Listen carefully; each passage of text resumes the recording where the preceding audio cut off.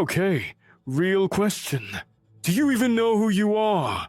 I'm not talking about your name, job title, star sign, or which flavor of hummus you identify with. I mean, deep, soul level.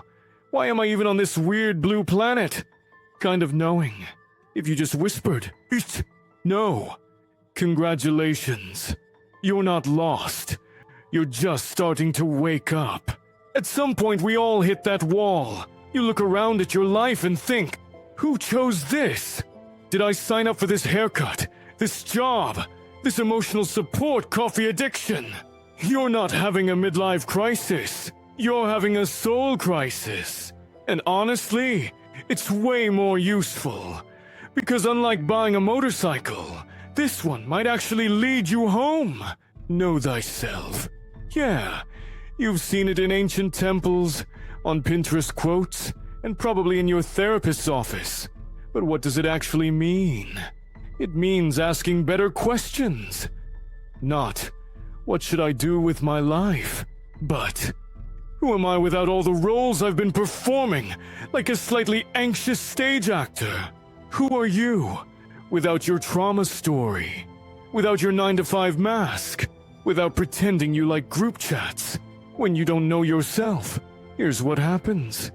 You say yes to stuff that kills your joy slowly, like spiritual carbon monoxide. You date people who mirror your unresolved baggage and then blame them for triggering you. You build a life based on expectations, and then wonder why it feels like a cage made of Pinterest boards and mild anxiety. Not knowing yourself is like trying to update your apps without Wi-Fi. It just doesn't work. You freeze, you glitch, you crash. Let's be clear on what not to do when you realize you don't know who you are. Don't go on a silent retreat in the mountains if you're terrified of silence. Don't shave your head unless you actually want to. Not because you saw it in a spiritual meme. Don't fake being high vibe 24/7.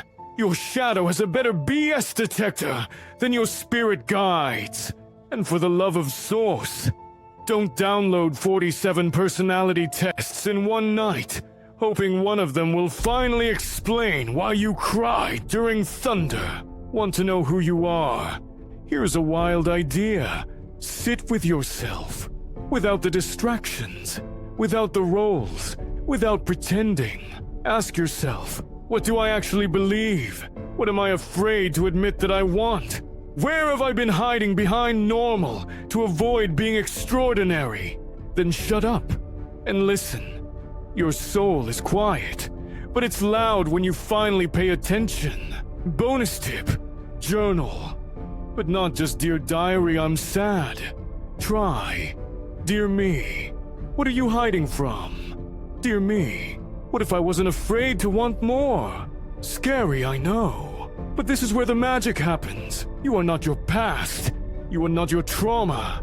You are not your follower count, your to-do list, or the voice in your head that sounds like your mother during Mercury retrograde. You are a divine glitch in the simulation, a walking library of star codes, a soul that said, yeah, I'll incarnate during the great global identity crisis. Sounds fun.